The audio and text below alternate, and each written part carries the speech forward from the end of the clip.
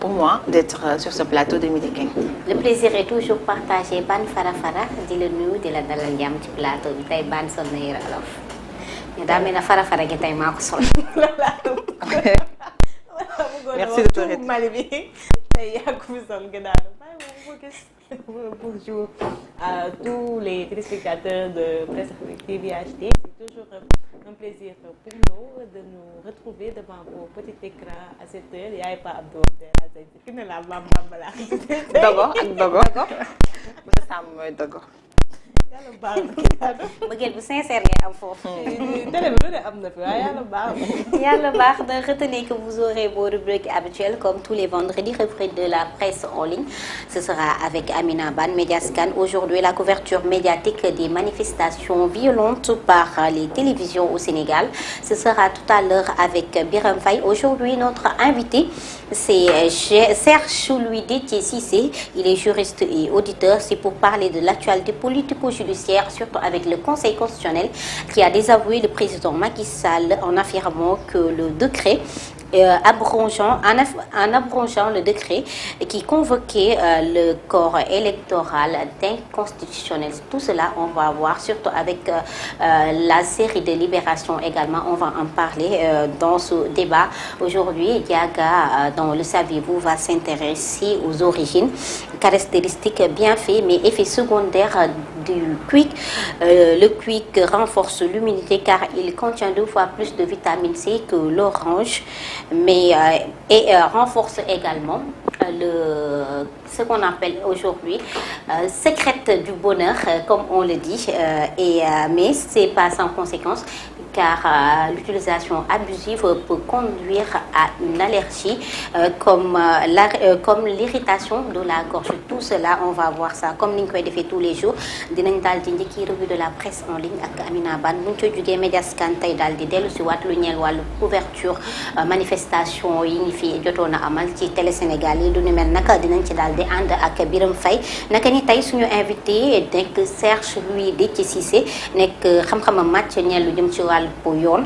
ñu fas yéene waxtaanee ak moom actualité lu jëm ci wàllu yoon ak politique rawatina ak conseil constitutionnel bi nga xamante ni daal dinay dàqandi li Macky Sall waxoon ni dañoo bëgg a reporter élection yi ndax nag gannaaw ba mu xamlee ni décret bi nga xamante ni rek dafa doon jël collège électoral bi dafa daal di inconstitutionnel.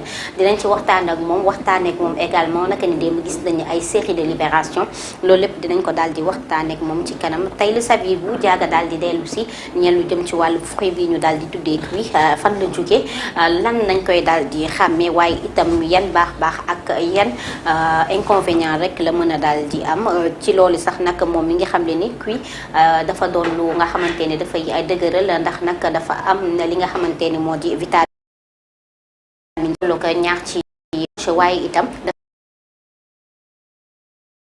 waaye nag di ko utiliser lu bare du ñàkk ay njeexital ndax bokk na ca dafay daal di xoos ñuy dem ci loolu comme d'habitude ñu daal di commencer revue de la presse en ligne. Amina Ban, toujours avec presseafrique.com. Le magistrat Cheikh Ndiaye n'a pas signé la décision du Conseil constitutionnel annulant le report de la présidentielle. Le document relatif à la décision du Conseil constitutionnel portant annulation du report de l'élection présidentielle n'a pas été signé par le magistrat Cheikh Ndiaye sur la composition du Conseil constitutionnel. Le Conseil constitutionnel contestant l'absence d'un de ses membres conformément aux dispositions de l'article 23 de la loi organique numéro 2016-23 du 14 juillet 2016 relative au Conseil constitutionnel valablement délibéré et statué, indique le considérant 4. Rappelons que le juge Cheikh Ndiaye est accusé par la Parti démocratique sénégalais PDS de corruption et de collusion avec certains hommes politiques à l'étape du parrainage. Une plainte a été déposée au parquet qui a ouvert une information judiciaire mettant fin à la commission d'enquête parlementaire Guédado. Presse Afrique tey li ñu xëyee mooy li nga xam ne démb gis nañ ko muy conseil constitutionnel li nga xam ne dañoo annulé report bi nga xam ne président de la République jëloon na ko par décret assemblée nationale daal di koy voté. niki fan yële ñu jàll muy reporter élection présidentielle yi au 15 décembre 2024 démb nag ñu gis ne ba 7 sages yi di rencontré pour jël bile dogal. moom kii di Cheikh Ndiaye mi nga xam ne waa PDS ñoo ko soupçonné ne dafa ger jiiñ ko corruption moom bokkul woon ci 7 sages yi. am na sax ñenn ñi nga xam ne fi mu toll nii ñoo ngi wax que ni décision bi conseil constitutionnel jël taxawul ndax moom Cheikh Ndiaye dafa waroon a bokk ci bile ci comment dire ci langue magistrat yi. pour ñu mën a am signature au complet bi wane ni que ni reporté bi président dogal bi ñu jël ne annulé nañu report bi président jël nekk na. merci beaucoup Amina Bane pour information yi alors Amina ci fàttali rek moom Cheikh Ndiaye bokk ci kenn ci ñu jiiñ guerre foofee nga xamante ni moo di conseil constitutionnel moom nag bokkoon moom tamit doonoon ki nga xamante ni dafa daal di envoyé woon defoon rek ab plainte ngir daal di setal deram ubbi blanquette ngir daal di setal deram alors ñu gis ni démb comme ni ko Amina waxee naka di démb mënees nañ ni conseil constitutionnel daal dinay weddi njiitalum réew mi li mu wax ndax loi bi nga xamante ni da koo jëloon rek ngir daal di convoquer corps électoral bi abrogé ko ñoom nag jàpp nañ ne fi mu nekk nii dëppoowul benn yoon ak lu ñeel wàllu constitution ba tax na fi mu nekk nii reportu élection yi mënatu la am ba tax na également njiitalum réew mi dafa rek war a daal di organiser élection yi avant le 2 avril. oui Guédado alors tënk nga ko parce que démb si guddi quand même nekk na décision bi nga xam ne nii ñëpp ñoo ko déggandoo ñëpp ko gisandoo alors ñu gis ci ay réactions yi nga xam ne côté li nga xam ne mooy les opposants génn ñenn ñu ci bëri di wax que ni décision bi c'est une victoire mais ñeneen ñi aussi di wax ne c'est un soulagement alors je rappelle juste que ni kii bi ñu ko wax décision du conseil constitutionnel boobu dafa dàq li nga xam ne mooy le décret convoquant le corps électoral bi nga xam ne le président de la République daf ko abrogé woon parce que dafa jàppoon ne il y avait une crise entre l'Assemblée nationale ak li nga xam ne mooy conseil constitutionnel suite à l'invalidation de la candidature de Karim Wade bi nga xam ne dafa jàpp ne ki nga xam ne mooy le juge Cheikh Ndiaye dañ ko corrompre et que dafa nekk en collusion avec des hommes politiques ci loolu le président bi daal décidé woon daal di abroger boobee décret alors démb dans sa décision ñu gis ne conseil constitutionnel quand même dafa dàq boobee décision et que dafa xamal que ni la loi prolongeant li nga xam ne mooy mandat du président cette loi là elle est inconstitutionnelle parce que constitution bi quand même il faut le rappeler dafa ne nul ne peut faire 2 mandats consécutifs alors ci loolu sax Amina Bane dans son article bi mu lire mi ngi xamal que ni ki nga xam ne Cheikh Ndiaye bokkul si ñu signé donc sur les 7 sages amaana 6 sages ñoom ñoo signé et que mu ngi naan ñenn ñi ngi laajte di wax ne décision boobu valable aussi parce que l'article 23 de la loi organique du 14 juillet 2016 quand même mi nga xamal que ni su fekkee ne kenn ci juge yi dafa absent ñi ci des mën nañ daal valablement délibérer daal di joxe li nga xam ne ou bien daal di statuer donc loolu mënul entacher benn yoon li nga xam ne mooy décision bi conseil constitutionnel joxe démb en tout cas pour tënk rek li nga xam ne mooy décision bi tey ça fait l'actualité. Les avis sont divers par rapport à cette décision parce que ki nga xam ne mooy conseil constitutionnel gi waxul jëlul benn date exacte dafa xamal que ne rek mandat bi président mënul daal di toog ci réew mi lu weesu li nga xam ne moom la ko constitution mooy mi 5 ans donc ñëpp xam nañ ne le 2 avril nga xam ne président de la république dootul nekkati li nga xam ne mooy président de la république du Sénégal et que mi ngi leen di xamal que ni dañoo war a jël li nga xam ne mooy une décision dans les délais voilà donc waxaguñu exactement ndax c'est avant le 2 avril mi nga xam ne mooy le dernier jour où le président sera ou Macky Sall sera président de la République wala après lu ci mënti am mooy suñu invité di juriste incha allah dinañ ci indil ay leeral et aussi rappeler que ni président de la République moom tamit joxeegul kàddoom wala amagul benn position bi xam ne wax na ko sénégalais ne position boobu la jël d'accord waaye nag moom nag kàddu ak lu ci mënti am mooy le président de la République moo fi toogoon ni lu conseil constitutionnel xas ba àddu moom mënatu ci dara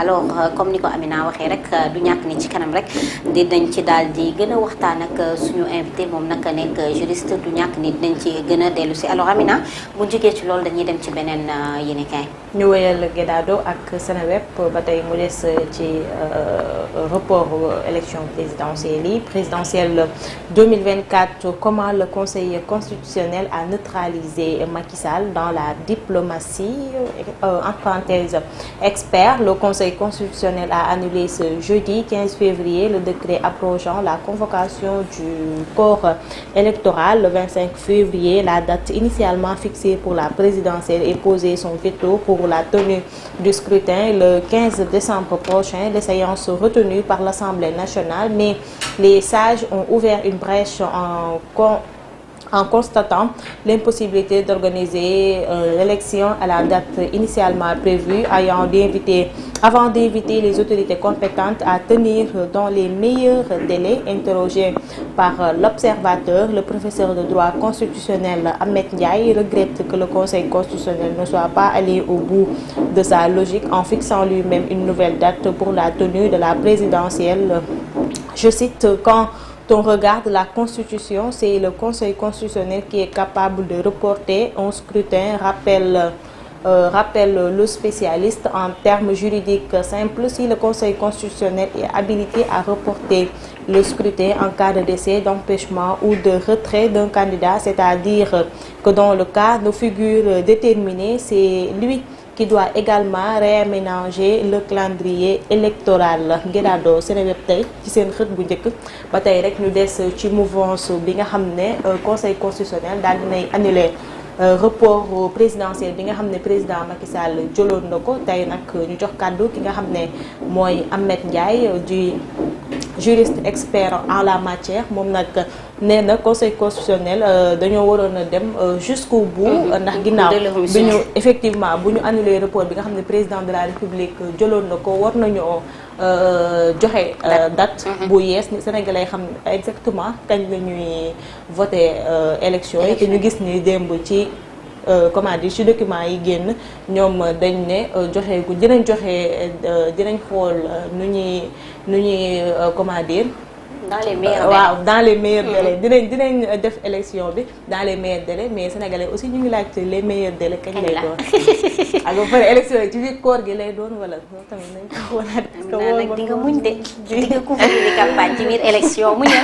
Alors Amina comme ni ko Amina Ban daal di laajte depuis démb mu nekk lu nga xamante ne également mi ngi agité question bu nga xamante ne ñëpp ñu ngi koy wax aujourd'hui. Est-ce que Conseil constitutionnel n'aurait pas dû aller au bout de sa musique? Est-ce que aujourd'hui parce que dafa ñëw rek daal di li mu wax dafa daal di delloowaat ci le président Macky Sall ngir mu organiser li nga xamante ni moo di élection yi. Est-ce que moom tamit jëlul patate chaude bi daal di koy renvoyer waat le président? waaw démb gis nañ ne juristes yu bëri daal di nañ àddu ci mbir moomu ba tax sax sénégalais yu bëri instant bi le fait que juristes yi wax moo gën a lëndëmal xel yi. parce que ñenn ñi dañuy wax ne conseil constitutionnel dafa waroon na daal di indiwaat beneen dafa waroon na jëloon décision daal di réhabiliter li nga xam ne mooy calendrier électoral bi réorganiser waat ko. ñeneen ñi ne conseil constitutionnel mënu ko jël parce que article 103 bi dafay xamal que ni président de la république ak les députés ñoom ñoo mën a daal di jëlaat organiser waat li nga xam ne mooy ay élection. Alors ñu su bëri ci décision conseil constitutionnel bi amaana le considérant 20 moo tax nit ñi bëri daal di xaw a jaxasoo. Je le lis, le considérant 20 dit que le conseil constitutionnel le considérant 20 dit voilà, considérant que le conseil constitutionnel constatant l'impossibilité d'organiser l'élection présidentielle à la date initialement prévue, mooy le 25 février bi nga xam ne c'est dans quelques jours, invite les autorités compétentes à tenir dans les meilleurs délais li nga xam ne nii moom mooy élection yi. Alors tey soo maa ngi dégg li nga xam ne mooy porte-parole du gouvernement di wax ne dans les meilleurs délais et dans les délais dans les brefs délais dafa am différence parce que ci délai bi instant bi loolooy problème ñu si bëri bëggoon nañ conseil constitutionnel quand même daal di retenir une date pour que problème bañ a am. Donc ki nga xam ne mooy Fofana tey si suba maa ngi ko dégg quand même mu naan li nga xam ne mooy conseil constitutionnel li mu wax c'est juste daf ñoo daal di appeler au dialogue pour ñu toog waxtaan. Mu mel ni dialogue bi président de la république waxoon dialogue bi ça revient encore parce que moom loolu la wax tey ci suba. et moom nga xam ne moom mooy porte-parole du gouvernement alors mi ngi noonu Guédado mu mel ni tey conseil constitutionnel quand même on l'attendait à ce que mu joxe une décision par rapport à cette affaire-là. Mais dafa mel ni mbir yi dafa gën a jaxasoowaat ci xelu sénégalais yi parce que ñu si bëri dañoo jàppoon ne président de la République ba mu jëlee décision abrogé boobee décret suite à ce que les députés à l'Assemblée nationale ba ñu acté boobee proposition de loi de reporter les élections ñu bëri dañoo waxoon ne président bi amul li nga xam ne mooy prérogative di daal di reporter élection seul conseil constitutionnel moo am boobee habilité boobee possibilité alors démb ñu gis ne moom rek dafa jàpp ne loolu c'est loi boobu c'est inconstitutionnel et que da leen di bàyyi ñoom les autorités ñu daal di waxtaan daal di trouver une date pour ñu daal di tenir les élections et je reviens encore pour dire que ni le 2 avril quand même c'est très important parce que le 2 boobu noonu ci le président di jeexal tàkk ci bopp réew mi est-ce que élection yi ci avant le 2 parce que bu fekkee ne c'est avant le 2 maa ngi gis ki nga xam ne mooy Ndiaga Sylla quand même di expert électoral di wax que ni moom date bi mu jàpp mooy le 10 mars et que dem mi ngi naan sax conseil constitutionnel me confirme ci date bi ma waxoon le 10 mars bi est-ce que le 10 mars la ñuy tenir élection yi ou bien est-ce que c'est après en tout cas moom daf leen nekk moom conseil constitutionnel daf leen ne dem leen ngeen waxtaan ci seen biir et que ngeen daal di trouver solution mais dans les délais quand même dans les meilleurs délais effectivement et meilleurs délais yooyu et comme que conseil constitutionnel dafa ne le mandat du président ne peut pas être prorogé donc ñëpp dañuy jàpp ne mënul dépasser le 2 donc peut-être que le mars lay doon peut-être. Amina su nekkee te bu dee mars moom li mu joxe. Amina jooyum bi mu jooy. léegi na si biir koor gi lay doon ci lay nekk bu dee le 10 la. waaw peut-être bu ñu demee deuxième tour lay fekk mu nekk parce que normalement le ay côté le 11 yooyu noonu lañu war a woor. oui bu nekkee deuxième tour la ngay dem ci bu nekkee le 10 bi Ndiaga Sylla joxe baax na. waaw parce que xam nga article 31 la ñuy dem ci terrain bi. waaw mais article 31 bu fekkee moom ci la basé wu. jooy man jooyu ma. xam nga article 31 de la Constitution dafay wax ne dañuy organiser les élections 45 jours francs au plus tard et 30 jours francs au moins donc su fekkee ne moom ci la basé wu xam naa ne certainement ki nga xam ne mooy Ndiaga Sylla peut-être ci la basé wu pour dire que ne le 10 mars lay doon mais en tout cas le président ne peut plus être à la tête de ce pays-là au-delà du 2 avril sinon kon day daal di def li nga xam ne constitution permettre ko mooy un mandat de 5 ans. D'accord am na solo bu baax a baax lu ci mënti am rek jamono yi ñu toll on est dans la logique du conditionnel fi mu nekk nii ay si rek la ñuy daal di teg waaye lu ci mënti am rek. mooy ay considérant waaw considérant lu ci mënti am mooy ci kanam rek. bu suñu invité ñëwee xam naa lu bare lu ñàkk ni lu bare dinañu ko daal di leeralal alors Amina bu ñu jógee foofu ñu dem ci beneen yéen kay. Dakaractu son cortège attaqué, Barthélémy Diaz lâche des tirs de sommation en se rendant à Grand-Yoff hier. Le maire de la ville de Dakar s'est fait attaquer à hauteur de Dieuppeul-Derklé par une muette de jeunes à l'origine de l'altercation. Le cortège du maire qui a frôlé un motocycliste qui s'arrête brusquement et donne un coup furieux sur la voiture du maire, ce qui a poussé le cortège à s'arrêter. Le jeune voulait ouvrir de force la voiture du maire. L'un des gardes-corps rapprochés de Barthélémy Diaz lui donne un coup. D'autres jeunes aux environs s'invitent au débat avec des jets de pierre. Barthélémy Diaz dégaine son arme avec des coups de sommation avant de reprendre la route. D'après notre source, aucun dégât n'est enregistré. Guédado yaakaar naa que ni sax vidéo bi moom viral na parce que le gars le principal concerné bi nga xam ne moom moo subir kii bale moom for na bale pistolet bi sax ba koy wone mais d'après le gars li mu expliqué ak bon article bi c'est diamétralement opposé parce que ñii dañu doon comment dire ay jeunes ñoo attaqué woon cortège bi sax effectivement vidéo baa ngi nii ñii dañ ne ay jeunes ñoo attaqué woon cortège bi te d'après le gars li mu expliqué c'est pas la même chose moom dafa yoroon Jakarta di dem ñoom ñoo ko laal mu wàcc ne xanaa bu fekkoon xar la sax au moins di ngeen wàcc ngeen xool ba xam nu mu def garde corps bi génn jaay doole bu ko dóor waa ji génn yorate arme ba téeréeti. xam nga Amina bu ñu fàttalikoo Moustapha Cissé Lo la ñu tuddee woon El Pistolero. bu ñu fàttalikoo fi mu nekk nii dafa mel ni tur bi dafay daal di changer rek. ñu daal di def Bart El Pistolero. dafa mel ni de parce que Bart moom avec les pistolets quand même. commencé na nekk benn habitude Ndiaga Diouf les nervis Ndiaga Diouf parce que ba fàttali ko en septembre 2022 moom Barthélémy Diaz condamné woon nañ ko en appel à une peine de 2 ans de prison dont 6 mois ferme ak dommages et intérêts à hauteur de 25 millions de francs CFA et décembre bi passé rek ki nga xam ne moom mooy cour suprême mi ngi woon adduwaat ci pourvoi bi nga xam ne ses avocats ñoom ñoo ko introduire woon ba dafa rejeté sax li nga xam ne moom mooy lu mu tudd sax mooy le pouvoir introduit par les avocats de Barthélémy Diaz bu mel ni moom il n'a pas bien appris de cette affaire-là parce que quand même Barth a passé je crois 6 mois en prison parce que 2 ans la woon donc 6 mois ferme donc tëdd na ko xam na li kaso di saf boo rappelé ko ba fekkee tu te rappelles bien Barth ba mu génnee prison il avait changé il s'était métamorphosé nekk beneen nit donc cela veut dire que prison neexul alors il aime qu'on l'appelle le guerrier il est guerrier Barth am fit et tout mais quand même il faut le dire fii dëkkum yoon la tey même su fekkoon ne sax ab sàcc dafa dugg sa kër amaana am na benn moyen de répression bu war a def waaye juste rek benn choc bu ndaw nga génn ci quand même arme mu nekk lu ñu commencé di banaliser. parce que maa ngi dégg sa benn psychologue si à une télé démb mi xamal ko ne le fait que ñuy jël armes yi di ko commencé banaliser mën na am impact sur les enfants. parce que gisoon nañ ci Mardi Gras bi ay xale yu sol ay tenues yor arme di reprendre scène yi nga xam ne amoon na fi lors des dernières manifestations. déjà sax direction case des tout-petits ñu ngi ci doon artu également. génne nañ sax communiqué j'ai vu un communiqué démb boo xam ne envoyé nañ ma ko sur ça.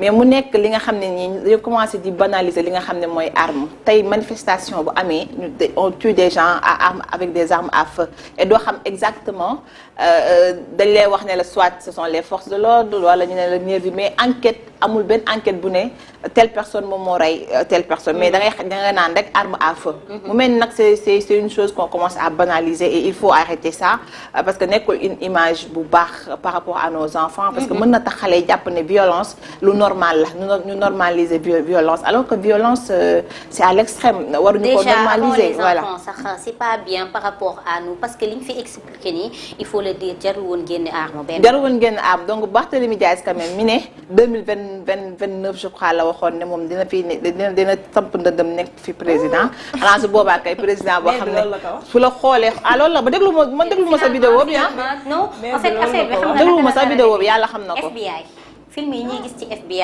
ak yooyu noonu la en tout cas guerrier bi mu bëgg a wane les Sénégalais image yu ay guerrier ay am fit c'est pas comme ça. Et puis et puis quand il tire il ne regarde pas et puis buy tirer day dem ak yenn aisance boo xam ne man je me dis. waaw xam nga loolu c'est trop nañ commencé di banaliser la chose et c'est pas bien parce que quand même xale yi waruñu leen di wan yooyu waruñoo jël pistolet jël ñu di wane ne ku ma tooñ ma génne pistolet te même booy yi def xaw ma ñu koy playboy yooyu noonu di kii di luye ay oto yooyu parfois day génne ay waaw ko waxee ne dama lay génnal goon xam nga mu nekk des choses yoo xam ne dañ ko commencé banaliser Sénégal et c'est pas bien. c'est pas waaw ëgën xaw ma. day na waar en tout cas ñàkkul ni li ñuy gis ci film yi moom lañu daal di matérialiser waaye lu ci mënti am daal moo di fi mu nekk nii bokkul benn yoon ci suñu ay gis-gis bokkul benn yoon ci suñu ay habitude également wax nañu xoolaat Amina ku wax lii wax la ca des li nga xamante ne mooy port d'armes yi autorisation de port d'armes yi war nañ ko xoolaat bu baax a baax ñi nga xamante ne ñoo war a am autorisation bu ni mel tey gannaaw ci amoon na waroon nañu mën a daal di bañal loolu Barthélémy Dias parce que nit ñàkk na ci bakkanam aujourd'hui mi ngi def ay tir de sommation bul xam ëllëg ak ëllëg tey peut-être yàlla moo ci def daal di def sutura waaye bul xam ëllëg ak ëllëg leneen nan la mën a jur ñaaw na de parce que bu njëkk ba boo rombaan policier sax mu def arme ci kii yow boo gisee arme da ngay tiit alors léegi dem nañ ba banaliser ko xale yi dañuy am ay arme foo koy ça moom loolu moom je déteste les parents qui achètent des jouets comme arme di ko jox seen i doom parce que nekkul image bu rafet mais xale yi Mardi Gras bi xale yi dañuy yor pistolet non parce que il voulait reprendre les images moom lay wax ce qui s'est passé le week-end le vendredi et le samedi mooy les manifestations yi nga xam ne malheureusement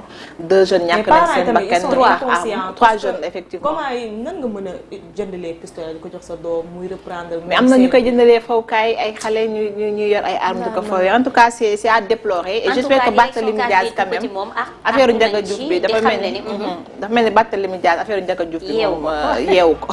en tout cas am na solo bu baax a baax lu ci mënti am mooy xale yi ñu doon wax direction case des tout-petits daal dinañ ciy jug di artu le fait que ñuy banaliser li ni mel dafay tax ba xale yi lu ni mel moo daal di jàddu lu ci mënti am rek mooy wax nañu xoolaat bu baax a baax autorisation port d'armes yi ndax je pense que loolu moo fi nekk solution bi alors Amina ñu daal di dem ci beneen presse en ligne xool yi lan lañu yeewu. tey waa Kidado dañuy jàll ci sport ak Winsport mondial beach soccer 2024 le rêve est encore permis. Pour les Lions, l'heure a encore sonné pour les Lions du beach soccer, les géants de leur continent, la Coupe du Monde.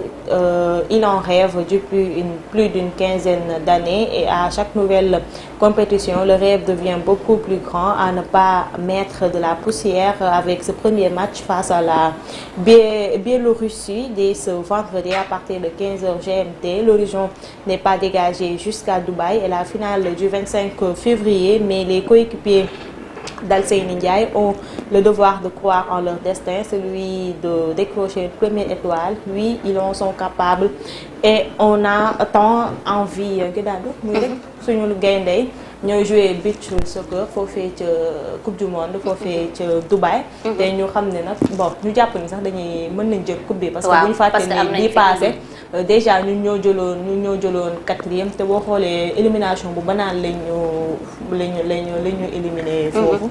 fii moom le rêve est permis. surtout kii waa Mami Wata demuñ. wax dëgg neex yàlla même bu ñu demoon sax nag lu jëm ci wàllu beach soccer moom wax dëgg neex yàlla am nañ ci ay avancées bu baax a baax. surtout Alseyni Ndiaye moom donc moom mooy suñu Sadio Mané foofu. tant que ñu ngi koy gis rek xel day daal. yàlla baax na yàlla nañu yàlla mayati ndam rek comme que Mami Wata demul. xam nga yaa ma yóbbaale ñu dem jeexale ko actualité internationale direction Russie. L'opposant russe Alexei Navalny est mort. L'opposant russe de 47 ans qui purgeait une peine de 19 ans de prison pour extrémisme dans une colonie pénitentiaire reculée de l'Arctique est mort, ont annoncé les services pénitentiaires ce vendredi. Début février, il avait appelé les Russes à ne pas voter pour Vladimir Poutine à l'élection présidentielle prévue du 15 au 17 mars sans donner de nom précis d'un candidat qui le soutiendrait. Poutine dindi na benn épine ci tànkam bi comme que son principal opposant est parti moom. xam naa du ñàkkin dinañ gën a dellu. dama kaa bëggoon ñaanal mais déggoon naa bi Sénégal ñu ne koo bokkuloo religion bu dee xaw ma doo ko ñaanal doo ko jaale bàyyi ma maan. yow mu am fit nga xam nga am fit nga jaale ko yow. man waxuma jaale ko jaale man Poutine mi nga tudd rek moo tiital sama fit bi. alors Amina. waaw ban jàngat nga am ci lu ni mel. le maître du monde mooy Poutine. le maître du monde mais Navalny moom décès bi sànq bañ ko déggee voilà tiital na ñëpp. parce que nekk na comme tey boo waxoon Sénégal da nga naan Ousmane Sonko tout à fait. moo nekkoon le principal opposant bu Poutine. alors ba may lire histoire am c'est hyper riche. te comme. di nga histoire Ousmane Sonko c'est un peu comme ça waaw parce que def na fi ay manifestations ñu jàpp ko génne ko après mu daal fi tout le temps daal di bëggoon nekk li nga xam ne mooy maire malheureusement ñu gagné ko mais tout le temps il faisait face au régime en place. ba ci loolu sax tëjoon nañ ko fi 9 ans après ñu tëj ko fi 19 ans. pour extrémisme. jiñ nañ ko fi terrorisme ou bien terroriste jàpp nañ ko fi pour trouble à l'ordre public dem nañ sax ba invalider candidature am parce que dañ ko fi tëjoon 5 ans avec sursis. mu mel ni daal son histoire et ça semble un peu à l'histoire de Ousmane Sonko mais xam nga Poutine moom même en 2020 dañ ko empoisonné woon. en plein vol ñu naan même ci attaaya ci thé bi ñu ko jox ci lañ dugal poison bi mais quelque temps après lañ gis ne dans ses organes amoon na benn substance boo xam ne type de poison la bu xam ne gisoon nañ ko ci organe am yi et tout le temps dañuy wax ne Poutine moom Poutine xam nga damay bañ mu localiser ma waaye Poutine tout le temps dañuy wax ne bu la bëggee éliminer poison bi mu lay jox amaana mënuñu def test ba gis ko donc moom quand même le gars il a souffert dañ lay wax ne la prison yi ñu leen di yóbbu sax. fu sori lay doon foo xam ne poison bi da ngay def en fait bu ñu la joxee poison bi da ngay mel ne da nga sa tension dafa yéeg léegi boo décédé bu ñu xoolee. duñu effectivement donc nekkoon na fi. nekkoon damay bañ ko localiser man damay bañ man xamoo localisé laa parce que j'ai dama suivre enquête criminelle. léegi xale bu jigéen bi dafa bëggoon dem dëkki ak yaayam. parce que yaayam ak papam dañu divorcé yaayam du marié papam tamit ñoom ñaar kese ñu dëkk. moom ñu defoon moom kii chimiste la woon ñu def loolu noonu après ñu expliqué leen ko. xale bu jigéen bi def ko papam am kii décédé. kenn mënu woon trouvé xam nga lan moo ko feeñal benn xaritam bu mu expliqué woon cas bi la affaire bi doon traumatisé après moom moo ko dem boole. mais kii nag moom décès bi si prison la ko fekk parce que maa ngi la koy wax léegi. non damay expliqué. c'est ça poison bi laay expliqué. léegi en tout cas kii daal décès bi man peut-être poison bi laay expliqué empoisonnement la faatoo. kenn xamagul wax dëgg yàlla li nga xam ne moom expliqué ni empoisonné woon agence russe bi daal en 2020 l'année en plein vol ñu ne tey bi mu naan. ci lañ ci def poison bi yaa ngi dégg. ba après sax si la nekk dans le coma il est resté dans le coma pendant plusieurs jours. mais depuis juin def naa 2023 la nekk en prison pour 19 ans lañ ko tëjoon pour extrémisme jiiñ nañ ko fi terroriste jiiñ nañ ko fi parti gauche lu ne jiiñ nañ ko fi en tout cas mais ce que je dis mooy man moom dama ko ñemee ma ko moom ñemee ma ko moom moo empoisonné woon Poutine wala non moom lañ empoisonné mu nekkoon dans le coma en 2020 dans le coma ci vol bi mu nekkoon lañ ko empoisonné woon ba ñu après si loolu la lañ ne ci tee bi mu naan ci lañ ko defoon et quelque temps après lañ gis ci ay organam benn substance bi xam ne poison la bañ defee ay tests donc moom laa la expliqué ma ne la tëj nañ ko fi sax 9 ans yi nga xam tëjoon nañ ko fi mais après si juin bi ñu tëjaat ko fi 19 ans yi nga xam ne lan kooku waxuma ak moom ak a baax. maître du monde kenn du ko wax dara. moom ak a baax. laay dañuy daal di mujjee tënk rek. kii ba gën a ragal. di la jaajëfal bu baax. Poutine laa wax. man Poutine dama koo bëgg sama xol dama koo fan. bu la invité dalay teral de. kenn du ko yeb ma ko. kenn du ko yeb. moom kanamam boo ko xoolee rek doo ko yeb di la jaajëfal bu baax a baax di la wax. damay bañ a localité ma di la jox rendez-vous lundi incha allah. da ngeen doon wax ci Poutine nii. pare naa ci yàgg na maître du monde du ma wax ci ay waxam. baax na gën a yàlla baax na ko. ki nga xamante ne yow président yi fi gën a mag sax ñemewu ko man simple mii man ma koy ñeme.